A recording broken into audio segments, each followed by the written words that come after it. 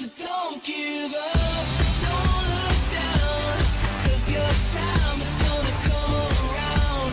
Don't look back, come too far. Baby, you were born to be a star.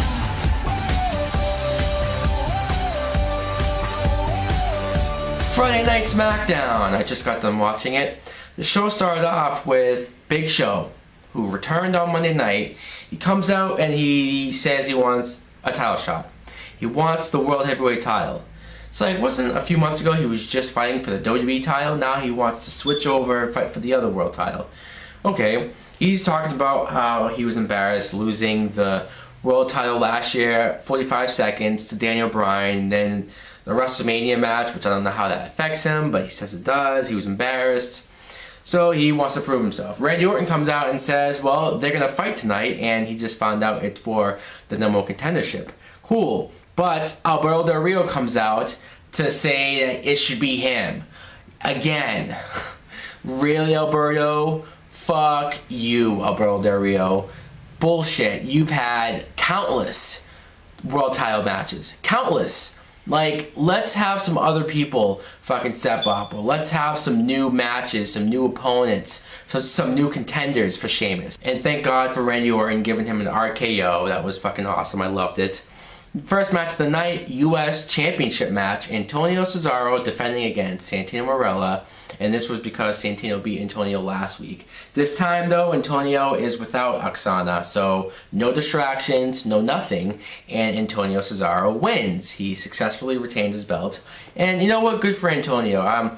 Even though I think maybe he should have been with Oksana a little bit longer. I think the breakup was just so random, so quick, and out of place. And but you know what? He is a decent wrestler. I'm looking forward to seeing what he can do on his own with this title. He never needed her as far as his matches went anyways.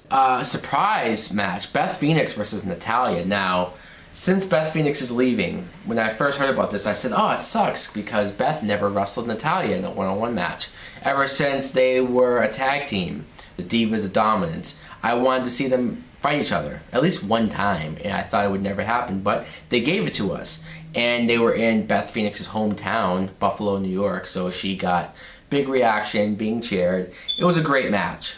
I mean, as far as divas go, even matches in general, I think it was a great match. You know, Natalya with the sharpshooter, I didn't know if Beth would win, and then when she hit the glam slam and Natalya kicked out, I jumped out and said, holy shit, like out loud. I wasn't expecting that.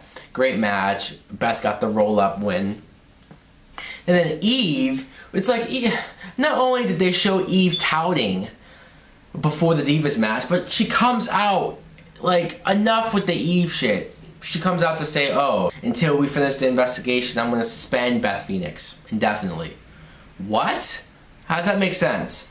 It's like, yeah, we don't know who the diva is that attacked Caitlyn, but until we find out, I'm going to suspend you. Huh? And backstage, we get Booker T and Theodore Long talking about the tag team division and how Booker T is announcing an 8-team elimination tournament. Wow. Holy shit, who knew there was even enough tag teams for that? Then Beth comes in and says, look, how can Eve do this? She's suspended me. Booker T's like, huh? Huh? What are you talking about? Well, it's like, weren't you just watching? Haven't you been watching the show for the last 2 matches? Apparently he hasn't. And Eve said, oh, well, wait, what's going on? I don't know what's going on. Booker T reverses her suspension, so Beth is still around, at least until she quits. But then Eve tries to backpedal and say, oh, it was Theodore Long that told me to do it. So now she has the wheels spinning in Booker T's head, and he doesn't trust Theodore Long now. Zack Ryder versus Wade Barrett. Wade Barrett continuing with his Barrett barrage, beating up wrestlers, unfortunately making Zack Ryder look like, you know what, just another punk, just another guy to get his ass kicked. And that's what he did. Wade Barrett beat him. And look what's back, the Miz TV. Miz TV, it's funny when they say, oh, it's the debut of the Miz TV, like when it was on Raw a couple weeks ago, the debut, now the debut on SmackDown. And it's like, when you do some research, like I'm telling you, Google this, Miz TV debut. You will see that the Miz TV happened back in like 2007 on SmackDown. So they're full of shit. Like, I love when WWE tries to pretend like things from the past didn't happen. They try to rewrite history sometimes. Anyways, it was cool to see Sheamus fuck with The Miz and do what The Miz did to Booker T last time where he wouldn't let him talk. But Miz has his own microphone and they're going back and forth. I would like it if it was a real type of interview, like not serious, but at least I'd like for The Miz to really ask Sheamus a good question. Like he asked him, hey, why aren't you more serious? Why aren't you worried about the number one contenders match? I thought that was a good point and a good question, but of course, Vicky Guerrero with her excuse me, like how played out is that at this point? It's just, it's so far past annoying, and I know it's supposed to be annoying, but I just mean like it's at a different level of annoying, meaning I want to change the channel annoying. Luckily though, Dolph Ziggler shut her up and said, I can talk for myself, which is like, yes, fucking thank God. Let's not have you with Vicky Guerrero anymore. Get the hint? Dolph pretty much tells Sheamus, I'm gonna cash in my Money in the Bank at Hell in a Cell. Dolph, why would you do that? Why would you tell Sheamus, I'm gonna cash in my Money in the Bank?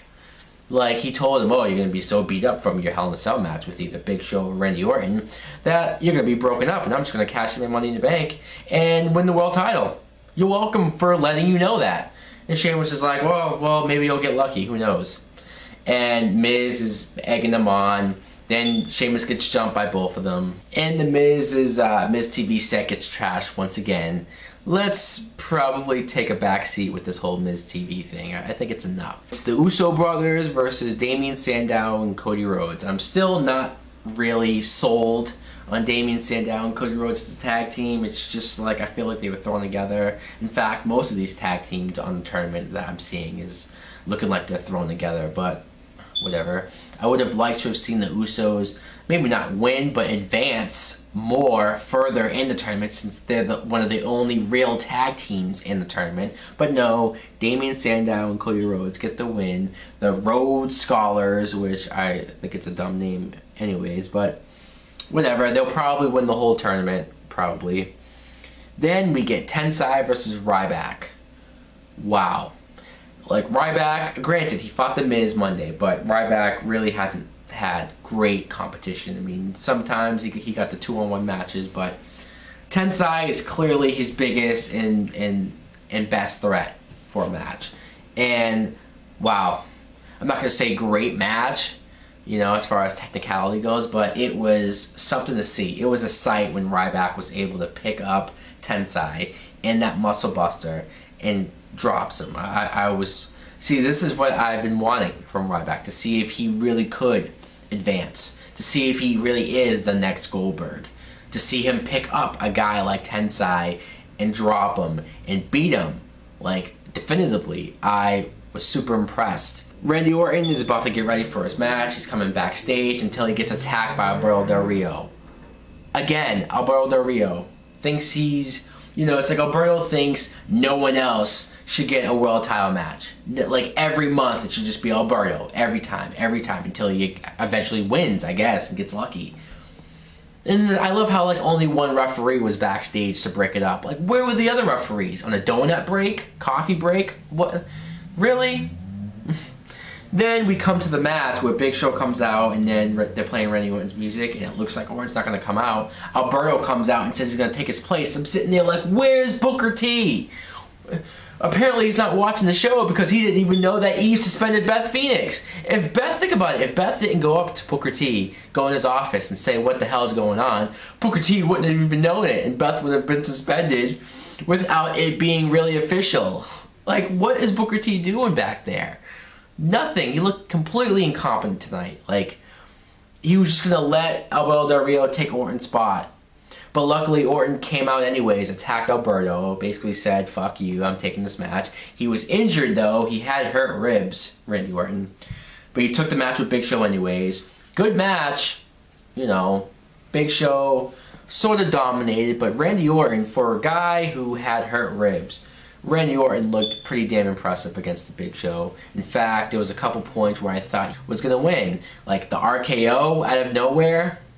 Wow, that was impressive. But Big Show kicks out, hits the chokeslam. Orton still kicks out. I'm sitting there like, this guy won't stay down. He won't quit. Another choke slam though, and Big Show finally gets the win. Big Show's now the #1 contender. He's gonna fight Sheamus at Hell in a Cell. Sort of predicted that, but it was still a good match with Randy Orton. SmackDown was okay. There was a lot of moments where I'm like, what? Alberto Del Rio still pisses me off. He's still annoying as shit. Vicky Guerrero, annoying as shit.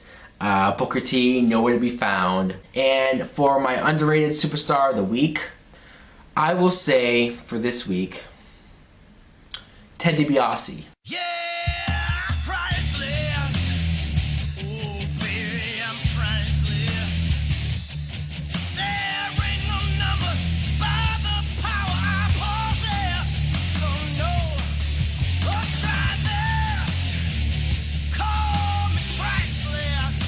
Yeah, all you little people think cash can buy happiness.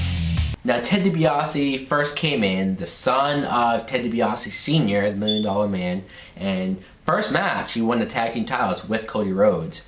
And Legacy, you know, then with Randy Orton. And when he went off on his own, him and Cody eventually split up. And he was an okay singles wrestler as far as where he went. He brought back the $1 Million title, which I thought was cool. He was with Maurice, which I miss Maurice. I do.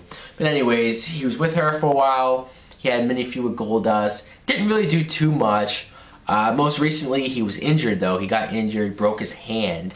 And he tried to wrestle with the cast, but I think he further injured himself. So that's why we haven't seen him around for a while. He just came back in the Battle Royal.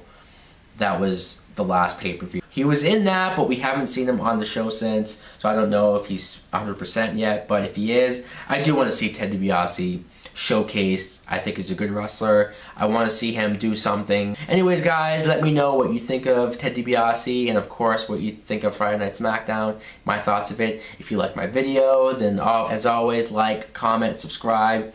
Thanks for watching, everyone. See ya!